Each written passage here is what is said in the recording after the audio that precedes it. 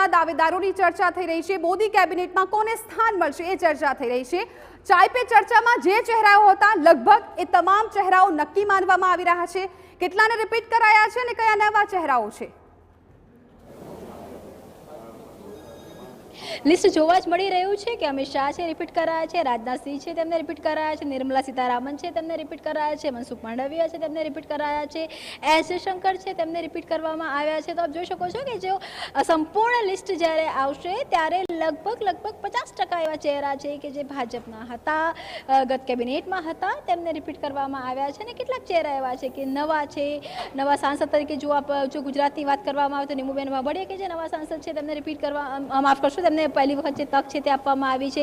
એ જ રીતે બિહારમાંથી પણ ચિરાગ પાસવાનની આપણે વાત કરીએ કે બીજા જે નેતાઓની વાત કરીએ તો જે ગઠબંધનના નેતાઓ છે તેમને સ્વાભાવિક રીતે મંત્રીમંડળમાં સ્થાન છે તે મળી રહ્યું છે।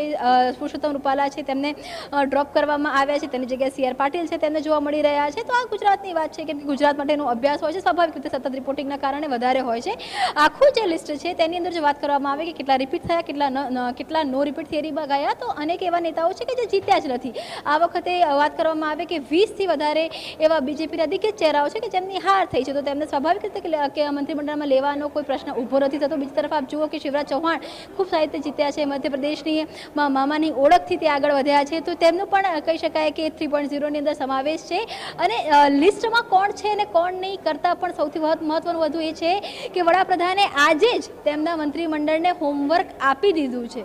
હોમવર્ક આપી દીધું છે 100 દિવસનું હોમવર્ક આપી દીધું છે। જે જૂની યોજનાઓ છે, જે પેન્ડિંગ કામો છે તેને પૂરા કરવાનું હોમવર્ક આપી દીધું છે, કે કોઈ પણ પ્રકારના નિવેદનોથી દૂર રહેવાનું હોમવર્ક આપી દીધું છે, કે કોઈ પણ પ્રકારના કહી શકાય કોન્ટ્રોવર્સી છે તેનાથી પણ દૂર રહેવું જોઈએ અને કામ કરવું જોઈએ। એટલે કે તેમને પણ ખબર છે કે આજે 3.0 એનડીએ ગઠબંધનની સરકાર છે અને સતત સવાલો છે તે ઊભા થતા રહેશે, કામ ઉપર પણ સવાલ ઊભા થતા રહેશે, તેની સાથે નિવેદનબાજી પર પણ સવાલ ઊભા થતા રહેશે। એટલે અત્યારથી જ તેમના મંત્રીમંડળને વોર્ન કરી દીધા છે કે ભાઈ આ તમામ વસ્તુઓથી દૂર રહેવું જોઈએ। 100 દિવસમાં એનડીએ 3.0 સરકારે શું કામ કરવાનું છે તેના રોડમેપને લઈને ચર્ચા છે તે કરવામાં આવી છે। તેની સાથે જ વાત કરવામાં આવે તો જે વિઝન 2047ની વાત કરવામાં આવતી હોય છે કે વિકસિત ભારતનો જે સંકલ્પ છે વિઝન 2047, તો તેની પર કેવી રીતે કામ કરવાનું છે તેની વાત કરવામાં આવી છે। આપને યાદ હશે કે જ્યારે નરેન્દ્ર મોદીનું નામ સંસદીય દળના નેતા તરીકે ચૂંટાયું હતું અને ત્યારે તેમણે જે